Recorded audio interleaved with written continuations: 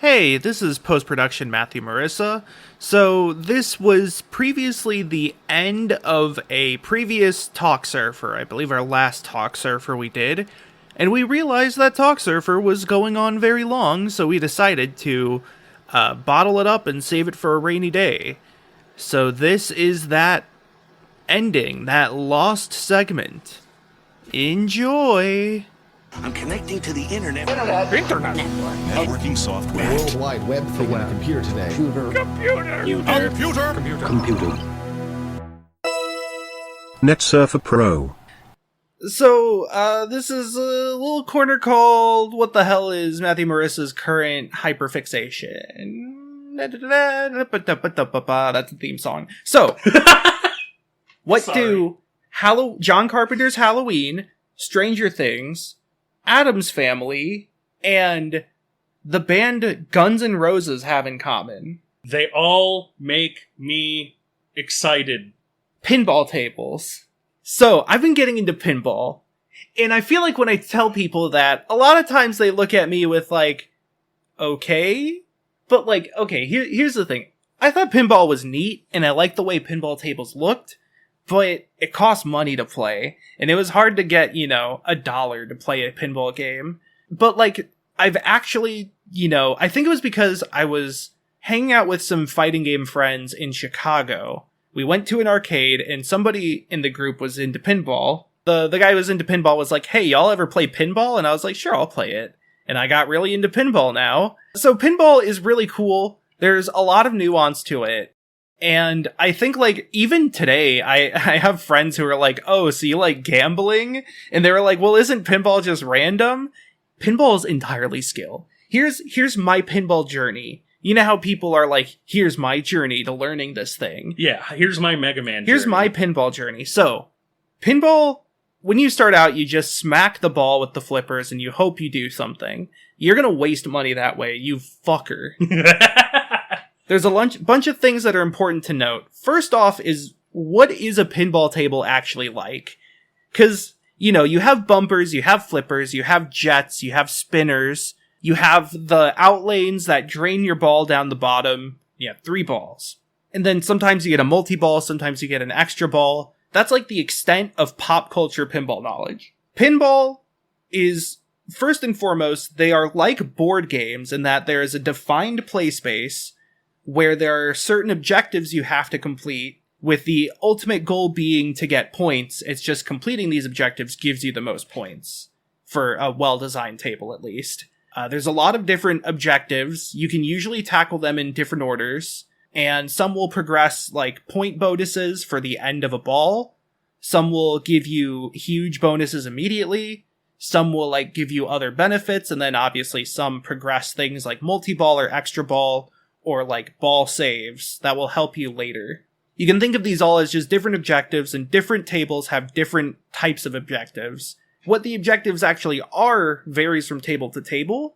There's a few common sort of genres of pinball table that I've seen. The first one is pretty common. I call it Mode Mania, but it's essentially just there's a lot of different shots that are represented by like a flashing arrow or image. When you start a mode, think of it like starting a quest in a game. Certain arrows will flash depending on what mode you're in, and that's saying to make those shots to get more points. Usually if you make all of them, you finish the mode and you get more points for doing so. Okay. Modes are just their word for like quests in this case then. I think good examples of this are like most tables developed by Stern, which I'll get to like the different table manufacturers later, tend to do this.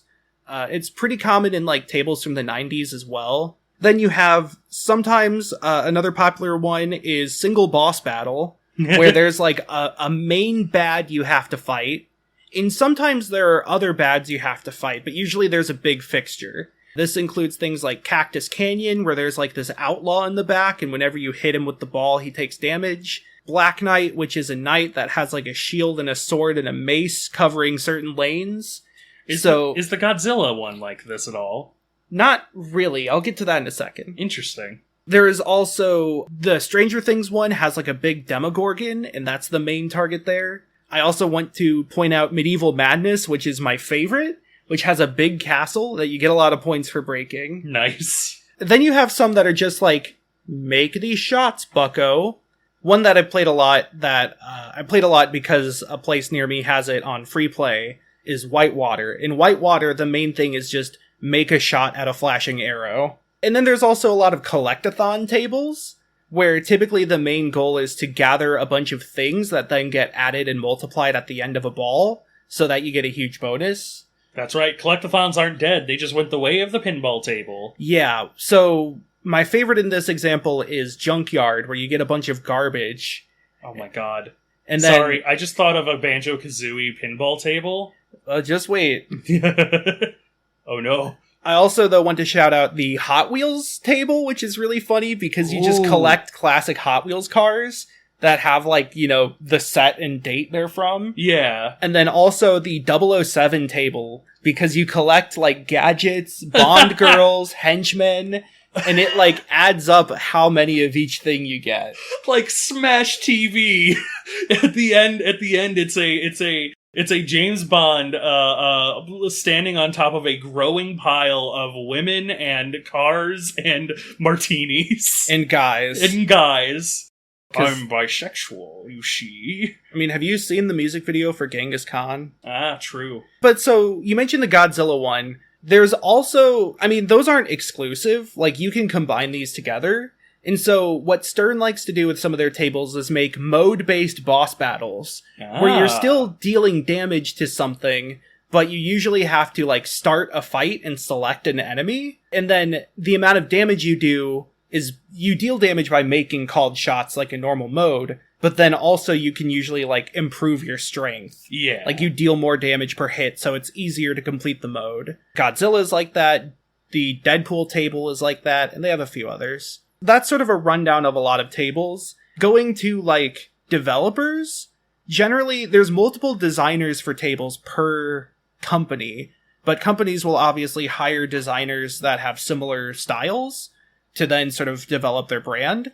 So, Gottlieb made all the old ones from, like, the 60s that got trashed by the FBI. Then, a lot of the classic ones people remember from, like, the 80s and 90s were made by Bally and Williams. Bally has some, like, licensed ones that were really well known. There's a place near me that has a bunch of Bally machines, and they have, like, a South Park one, and a Mario Bros. One that I think was also Bally. Ooh. And then there's another place here that has a, like, WrestleMania machine made by Bally. And then Williams made a lot of unthemed ones that are really popular. They made Attack from Mars, Medieval Madness, Whitewater, those are ones I already mentioned, Junkyard. But then they made Fishtails, No Good Gophers, those are some really well-known ones. But then they did make some licensed ones, such as Addams Family, which is like one of the most popular pinball tables of all time. And there's a lot of people that make reproductions of William tables to this day. That's actually really interesting. Yeah, well, if you play Pinball FX, most of the, like, retro tables they have that are real-life tables are Williams.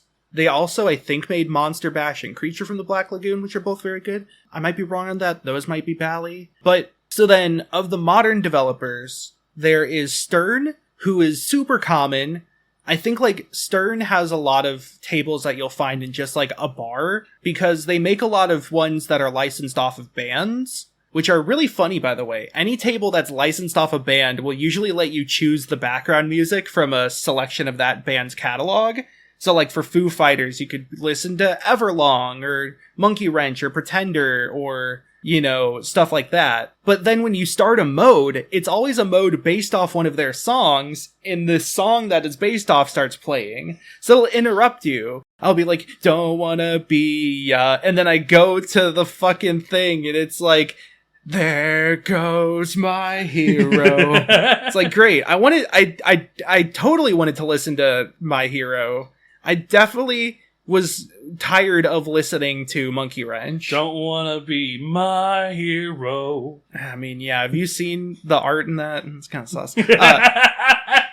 I I really like the Rush table because Subdivisions is on there, and that's one of my favorite songs of all time, and I do much better when I sing along to it. I feel like Rush is a future Talksurfer topic. Yeah. You've brought it up a lot, and I've been, at the very least, listening to YYZ a lot and gone, YYZ? YYZ, You heathen? sorry. Get out of here. Of course. It was my dad's favorite band. You know what? That sounds about right. Very dad rock, but also really very good. prog. Yeah, very, very ahead prog. of their time. We'll talk about that some other time. We're talking about different Pinball. day. So Also, not all dad rock bands are good. A lot of them are bad. A lot of them are actually good. It's just a genre. Anyway. So yeah, Stern makes a lot of licensed ones. They recently released a Venom table. They've made Avengers, Ninja Turtles, a ton of stuff. They have a web service where you can make an account and it tracks your scores and it tracks achievements, which is really fun. That part's really cool, and I like it. They have some really cool concepts in their designs that feel very artistic in terms of using pinball to create or represent something. So for example, in Ninja Turtles, you choose one of the 4 turtles to play as, and each one has their own sort of special things. One of them makes multi-ball easier to get, one of them makes extra ball easier to get. But when you get the multi-ball, it starts with 4 balls in play for the 4 turtles. Yeah! And then it goes up by 2 at most, which are Casey Jones and Splinter. Yep. So it's really cool. They're using the pinballs to represent the turtles in this case. Who's Casey Jones? Ligma balls? Damn it. April O'Neil. No, Casey Jones. Really? Hang on, wait. Is this just hang on. This is a real character from Ninja Turtles. This is a real character from Ninja Turtles. He wears a hockey mask, he has a hockey stick, he's a vigilante, but he's a guy. Oh my god, right. Okay. God, wow, that's a fake fan over here trying to call me a fake fan? Yeah, nah, fair enough. I don't know how I lived this long and didn't know there was a fucking side character to Teenage Mutant Ninja Turtles. A secondary character, not side, but not main. Anyways, there's also an Avengers table where they have all these different shots that represent different Avengers members. The Thor one is a captive ball. Sometimes it'll have a pinball that just stays in place the whole time, that you hit with a ball and it does a Newton's cradle sort of thing. And those are really fun, but the Thor one sort of treats it like a test of power where you hit the hammer and it goes ding. That's really good. But then when you do the multi-ball in Avengers, you add balls as you go every time you make a new one of these shots that represents a different Avenger. So you team up. You assemble the Avengers. Yeah. There's also a spinny thing that you hit the ball with and it goes in a circle, and that's Doctor Strange doing the portal where he spins it. That's really fun. Yeah, that's how you start battles in that one. Oh, man. So they're great. There's Jersey Jack, who is a very controversial and divisive company in the sense that, so a lot of tables will give you sort of auxiliary points. Jersey Jack will have things that look like they would give you points, but don't. So, normally there's jets, which are the circles in the back, usually, that, bounce the ball around after you launch it. Some tables you can get a pretty good amount of points for those. Monster Bash, Medieval Madness, 007. But Jersey Jack, they rarely give you any points for those. That's weird. The thing is, they want to reward skill play. These are the hardcore. This is the Project M of pinball tables. This is the Dota 2 of pinball tables. This is the people that want you to be you get points if you're good, and if you're not good, get good. That sort of thing. Yeah. Which is controversial. Yeah. I have come around to liking some of their tables. Dialed In is interesting. I don't know how much I like it. They also always have really weird skill shots that are hard to do. The one I like, though, is Toy Story 4. Has some really cool ideas in it. Is pretty fun. Probably the easiest Jersey Jack table, because it's fucking Toy Story. Yeah, I would hope so. Yeah. Toy Story, the ball cruncher. Yeah. It's also one of my best tables now. When your ball gets trapped in this one, we literally destroy it in front of you and scatter the ash on you. That suck for the people who are owning and operating the table. Exactly. Each new ball is $300. Wow.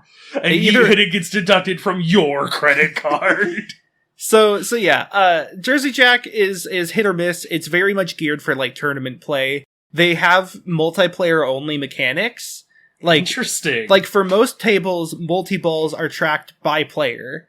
So like if I get one ball locked and then it goes to your turn, you have 0 balls locked. That's not the case for Jersey Jack tables. Yeah. So they have like interesting player interaction elements that makes them really cool if you're into like tournament play. Yeah. I would like to do more pinball tournaments, but most places around here do leagues where you have to sign up and do them for like 2 months. And most of the leagues are currently ongoing. Yeah. And also it's kind of a hard commitment at times compared to fighting games, which are like 1 week a month we do a big one. Otherwise it's come if you want. I don't know. Yeah. And then there's spooky pinball tables who I don't like. They made the Rick and Morty pinball table. I see why you don't like them. They made the Halloween pinball table and the Ultraman table. And the Halloween and Ultraman tables are the same table. Wow. Just re-themed. Real data design vibes. Yeah, really. Like they have the big table, which has obstacles and weird spots, drop shots in the middle that make things super awkward. They have these 2 top trays of like tiny top tables, but it's not clear which shots go up there in the first place. The flow is all weird. The ball locks are at the worst angle possible. It's just uncomfortable. Like I don't know how you're supposed to do some of those shots. And yeah, it's the same table. It's just re-themed. It's so frustrating to me. Yeah. Considering how a pinball table, like, the design of a pinball table in so many of the other instances are really tightly designed to try and get their themes apart. It feels kind of heretical to just be like, this one's Mario, and this one's Mario.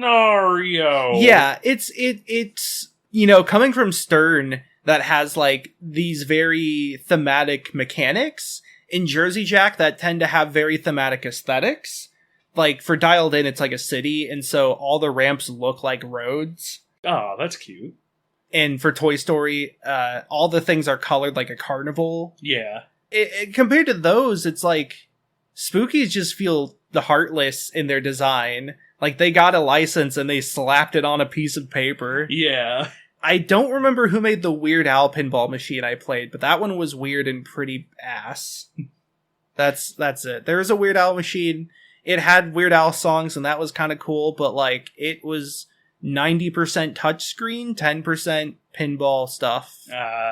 You know what? That's one thing I will say. As a complete outsider, I'm not saying you can't have digital elements. I do think that part of the fun of pinball is that it's a wholly enclosed system. Look, I loved marble runs and Rube Goldberg's as a kid. I am a slut for the physicality of balls. Yeah. And so, like, I love looking at pinball tables because of, like, all the intricate mazes of, like, pipes and ramps and stuff. But, like, if you're gonna squish them all to the back like you're shoving crap off a desk so you could work on a project, it's not as fun. So don't play the Weird Al table if you see it. It kind of sucks. So those are the table creators. Next is how to play pinball. Here's the skills I learned. First thing is that the momentum of the ball matters a lot. So if you hit something off like the right flipper at the very tip, it will not always go to the same spot because the speed that it approaches that point matters. Yes. If you're on the right flipper and it's moving to the left, the shot will go more to the left. If it's moving to the right, it'll either go straight or slightly to the right.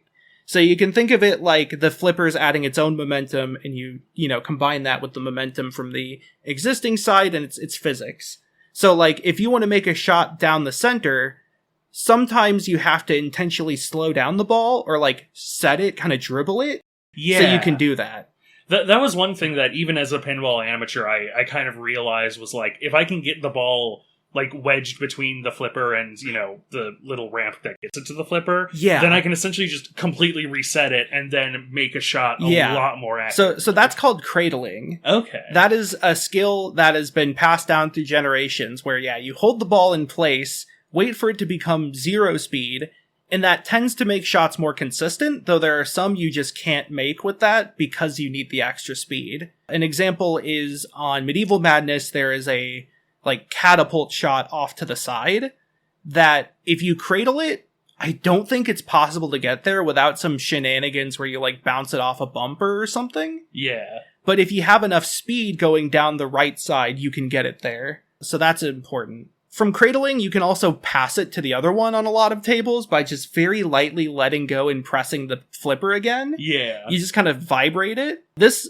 cradling also tends to let you do like same side hits where instead of right flipper goes left, left flipper goes right, you can use the right flipper to hit a shot on the right side. And then, of course, there's just learning tables and, like, learning how the different mechanics work, the goals, the modes, and all that, skill shots. Skill shots tend to be either you want to plunge it at a certain speed so that it lands somewhere, you want to make a specific called shot after you plunge it, but if you miss it within, like, the first 2 seconds after plunging, then you lose it. Right. Sometimes there will be not a plunger, but a button you press. And oftentimes, if those don't have the skill shot where you make a certain called shot, instead there will be multiple lanes at the top that light up.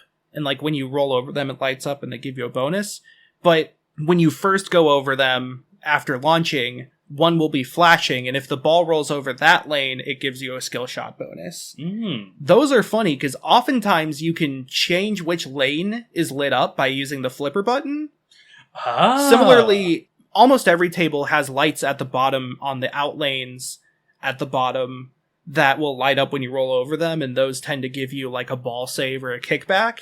You can also change which ones are lit up by using the flipper buttons. So if you like keep getting the ball into the right flipper from the like side lane, you can just, you know, click the button to make it unlit, then click it again, and then the next time it comes down, it'll be unlit. Nice. But since you can adjust the skill shot using that method, there are some tables where I've never missed the skill shot in like 10 games because of that. I can just react. Yeah. Monster Bash and Medieval Madness are two. Nice. So, Pinball's really cool. A lot of cool tables. My favorites are Toy Story 4, Medieval Madness.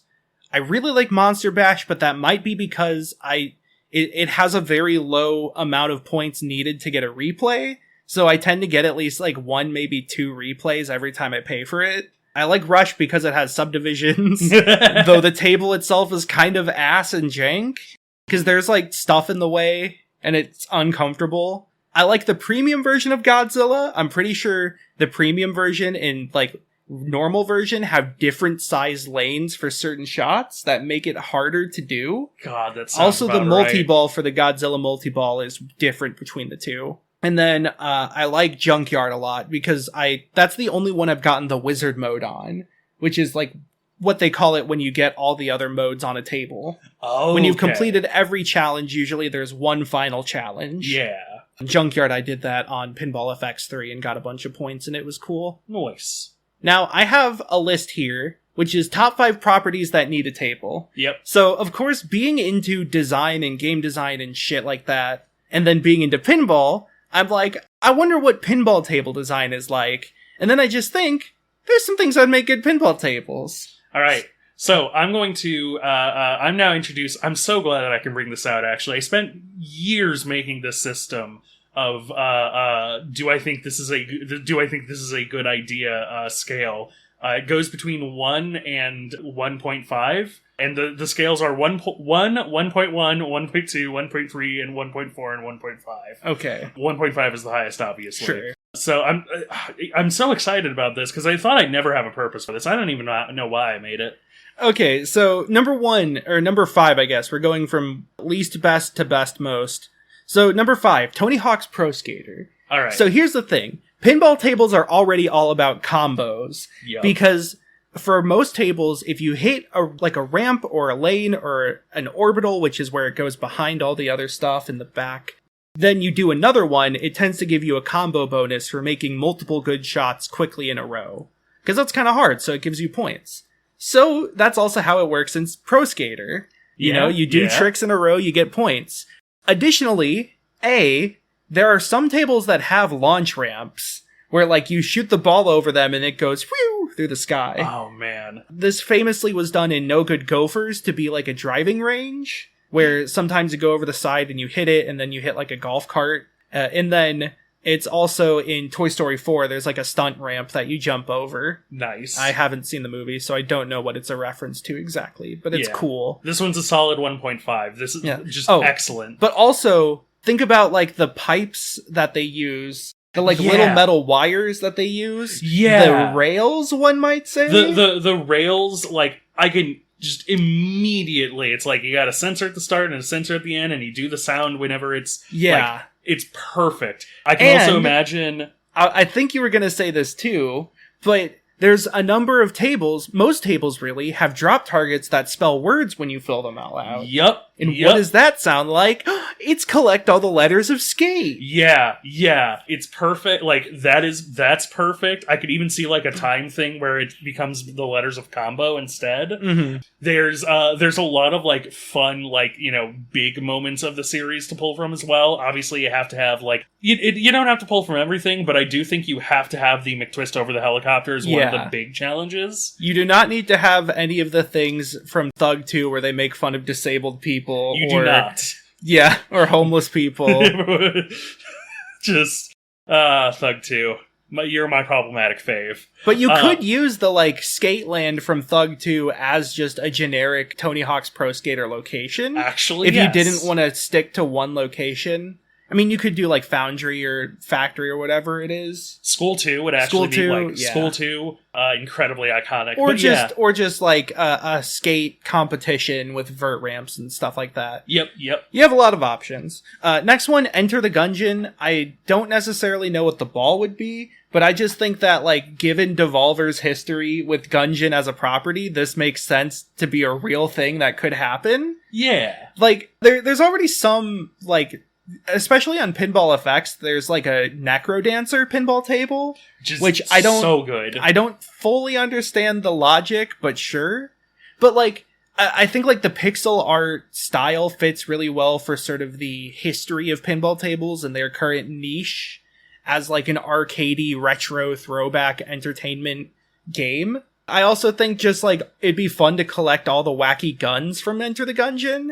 That being similar to, like, the Hot Wheels table would be really good. Yeah. You could have a lot of good boss fights. It could be a Stern style, you know, start a fight and then do certain shots to deal damage, and certain guns let you do things. I like this idea a lot, especially because they have already intended to make a light gun game. Mm-hmm. This fits very much with that aesthetic. The only thing that I think is that I feel like they would ultimately have some kind of digital aspect to it. Mm-hmm. I don't think that's inherently bad if it was done well, but it's just like, I can't see them doing this and not having like some kind of mini boss where you have to like hit the two bumpers to like, you know, shoot a boss or something. I mean, even a lot of old games have video modes. Yeah. Where like you'll go into a thing and then it'll be like, look at the screen and play a little video game. Like Junkyard has shoot toast at a dog, or like maneuver a turret to shoot aliens. Yeah. Indy 500 and Getaway both have driving mini games on the video mode. I'm going to give this one a solid 1.4. I think that has... I could very much see this happening, and I think it would be really, really good. Okay, next one is Street Fighter. So remember how I talked about how the Ninja Turtles one lets you choose a turtle? Yep. This is a fairly common thing. Like, there is a what's it called? Godfather table where you choose like a mafia house. There's a Game of Thrones table where you choose one of the houses from Game of Thrones. So like character selection is already a... You come to me about this on the day that I get a multi-ball. Yeah. So character selection is already a verb. It's already a concept. Yep. So Street Fighter, different characters can have different things they're good at. Like for example, Chun-Li could have a free kickback lit up at the start. I love it. Yep. Honda has the 100-hand slap, so he could have the easier multi-ball. Yep. Guile might have a thing where, like, if you hold the flipper, then you actually build up, like, a point bonus. Yeah. Like a charge. Yeah. And then you could have the called boss fights, which are fights against other characters. Yep. But then once you beat them all, you go through, like... You know, you do Boxer, Claw, Dictator, aka Balrog, Vega, and Bison, or Bison, Vega, and Balrog. Yeah, And here's the thing. Retro arcade. Think about where these tables are. Yeah. Street Fighter 2 is so popular to just throw into an arcade and be like, hey, look, we have a Street Fighter. So you could just do that. It fits the theme. I think this is another solid 1.5. I was slightly skeptical, but you've sold me. That's kind of perfect. Yeah. And just think about, like, having your character's theme playing during the background. Oh, God, yes. Let's truly see if Guile's theme does go with everything. Okay, number 2 is Toho, but there's a caveat to this. So, okay, for reference, the first 2 Toho games were breakout-type games where you whack a ball around the screen to hit targets. Yeah, Toho was a pretty breakout hit. So there was, like, some bullet hell elements, but it was also a game where you whack a ball around. I noticed you didn't laugh at my joke. And I think, like, it's another one that would be good for boss battles where you go through, like, the characters in order. But specifically, I think this would be a good video game pinball game. Yes. Where it has, like, a table for each individual game. So, like, 6 embodiment of Scarlet Devil. Like, it has the Scarlet Devil Manor in the back, and then the lake and all that in front. And, like, you know, you do some stuff, and then you fight Rumia, and then you fight Cherno, and then you fight Mei Ling, and then, you know, like, the gate to the manor opens up, and then you fight Patchouli and Sakuya, and then Ramelia. And then if you get all the way that far, you fight Flan, you know? Yeah. Like the boss fight verbiage of Toho actually translates fairly well to pinball. Yeah. You could, you know, if you split these into, like, groups of 3, you could do a few games at a time. Like 6, 7, 8, and then 10, 11, 12, and then 13, 14, 15, and then so on. I'm going to give this one a solid... I didn't even finish, though. The other thing, though, for one thing, there's Toho versions of every game genre except pinball. I don't think there's a Toho pinball. There probably is already, but it might be like a Japan-only thing that was sold at, like, Reitaisai 2017 and nobody uploaded it to the internet. There are actually 3 in existence. Yeah. 2 of them are owned by Zune, and then 1 was stolen in a heist. Yeah. So there could already be one, but also, like, as Toho is also, like, the Toho games are very arcadey. Like, they are bullet hell shmups. Yeah. And so having more games that are like arcade games is kind of fitting for the series. Yeah. I like this a lot. I'm going to give this a solid 1.3, given that 1.0 is the lowest. Yeah. I think that the only thing that takes away the point to the 2 points is the 2.01 points is just that I love it. I think it specifically would have to stick as a video game. Yeah. And that isn't to say that video game experiences are inherently lesser or anything. It's just like, I don't think it would make a good physical cabinet, but, like, as a video game collection, like you said, that goes through, like, you know, 6 in one game or whatever, and has the multi-boss fight, like, that, awesome. Instant hit. Yeah, I Love think it. the way you would do it as just a physical table is to have, like, all of Gensokyo represented, or at least, like, the main hits, and then have multiple boss fights, but the boss fights are, like, the main bosses. Yeah. So instead of fighting Patchouli, then Sakuya, then Ramelia, it's just, like, Ramelia and Flan are one thing, and then, like, Kanako is another one, and Yukari is another one, and Aiden's another one, and so on. Yeah.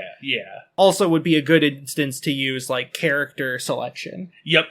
So, number 1, though, which I've told Galen about many times now. Yep. You know, I mentioned the band tables, and I've been thinking, like, you know, okay, what bands do I like that would be good for this?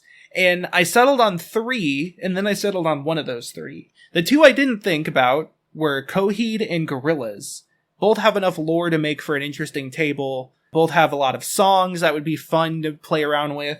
But the one I settled on the most was Zutamayo Pinball. Yep. Let me paint this. I have this entire thing figured out. And by that I mean I have, like, a rough draft in MS Paint. You have the floor. Okay, so first off, the main thing is set up to look like the city from, like, Neko Resetter and Time Left and what's it called? Mirror Tune. Yep. The main city.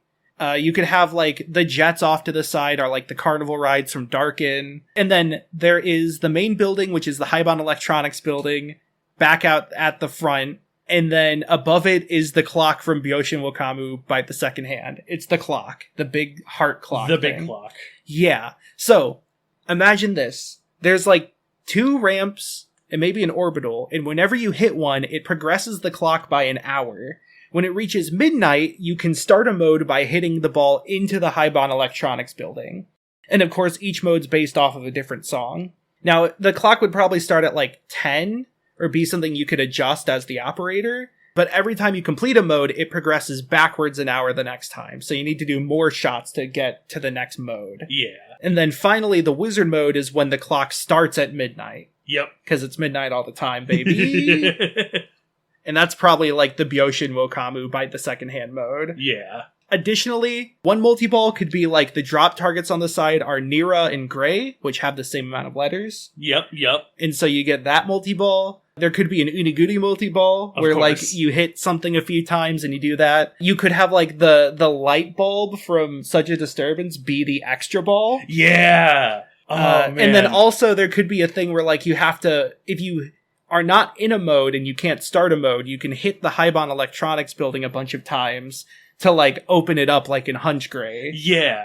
Yeah, you could just have, and then, even then, another thing I thought was that you could have it be a collectathon as well, where you collect different Niras and Greys and Guardians and stuff, and that's like the bonuses, like doing different shots a few times gets you these. The bonuses are that we get canon names for each individual Nira. We have canon names for some of them. We have some of them, but not all. And I thought like you could have it be like, these are pictures snapshotted by camera Nira. Yeah. Oh, or something like that. Or it's found by the researcher Nira from journalist Nira. Journalist Nira. I was thinking the one from what's the most recent one? Is it Inside? Is that what it's called? No, you're thinking of the Bo Burnham special. The one, not the Chameleon era, but the one that's not the Chameleon era. Yes. That scientist who's like psychic has the levitation. Yeah. Either way, that would be banger. And then you could have the kickback thing be like, each of the lanes has the letters ZTMY, Zutamayo, and then when you light those all up, you get like a ball save or a kickback or something. I like it. Yeah, I think it speaks for itself. Yeah, 1.5. I love this idea so much. It's so it's such a like unironically excellent, neat little idea. See, feel free to use that one, Zutamayo, and whatever company you decide to contract to make this. So long as table. it's not the shitty one. Yeah, so long as it's not spooky. I'll take Jersey Jack. Stern would be good too. Not spooky, though. Not whoever made the Weird Al one. Yeah. And also, if you're listening to this, Zutamayo, thanks for listening. Yeah, thank you very much, Zutamayo. And even if you're not Zutamayo, thanks for listening. Hey, yeah, you know what? Thank you, listener, who's currently listening. That's right, you're Zutamayo now. Wow. The real Zutamayo was in us all along. Aww. You can follow us on any podcasting platform you like. Give us a like, give us a rating, give us a review, leave us a comment, let us know how we're doing, let us know what we should cover next, or what you think we might be interested in. Additionally, you can follow us on Twitter to get updates on... I'm still calling it Twitter, by the way, out of protest. Yes. You know what I mean when I say Twitter.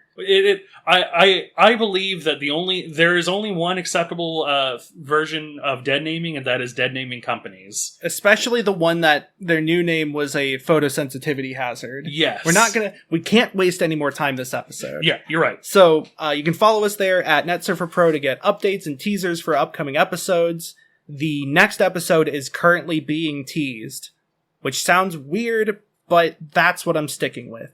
You can follow me on Twitter at Twackaroo, where I tweet my hot takes, my updates on projects I'm working on.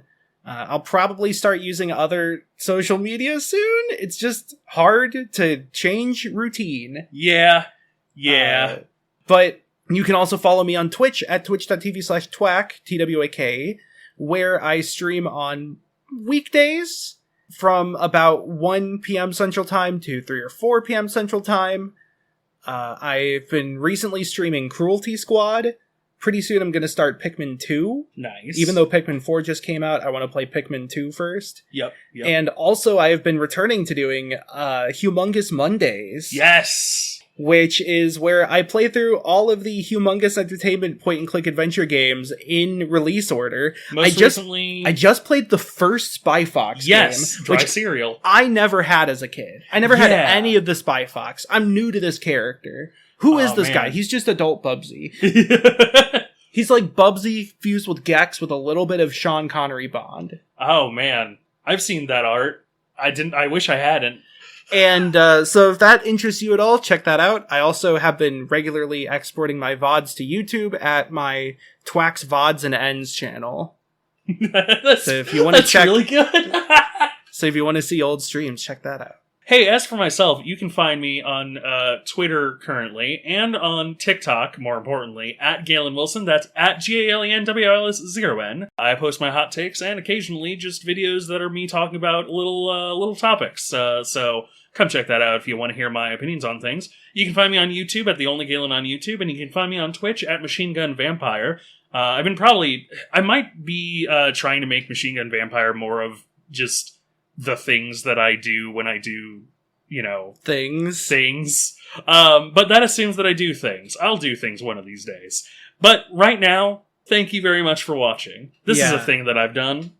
And this is a thing that you've done. Yeah. This is a thing that we've done collectively. Yeah. And now we can finally start listening to this negative first episode. Yep. Hey everybody, welcome to NetSurfer Pro Negative Version. I'm your not host, Marisa.